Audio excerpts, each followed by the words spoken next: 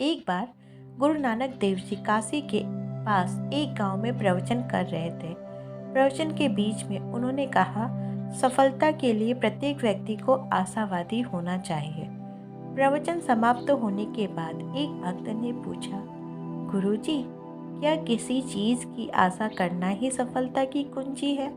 गुरु नानक देव जी ने कहा, नहीं, केवल आशा करने से कुछ नहीं मिलता, मगर आशा रखने वाला मनुष्य ही कर्मशील होता है। इतना बताने पर भी उस व्यक्ति के समझ में ये बातें नहीं आ रही थी कि उसने कहा, गुरुजी, आपकी गूढ़ बातें मेरी समझ में नहीं आ रही। उस समय खेतों में गेहूं की कटाई हो रही थी।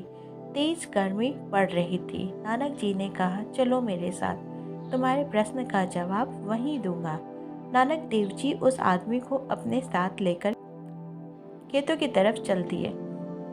उन्होंने देखा कि एक खेत में दो भाई गेहूं की कटाई कर रहे थे।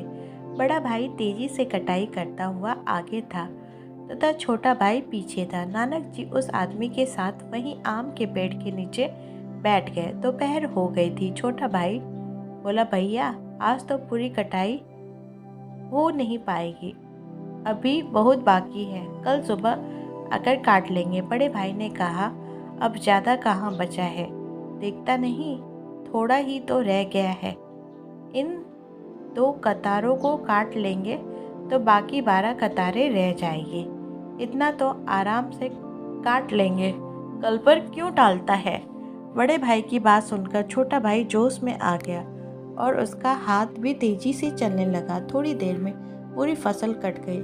फसल कटने के बाद नानक जी वहाँ से चले गए तो भक्त ने कहा, मेरे प्रश्न का उत्तर तो शेष है।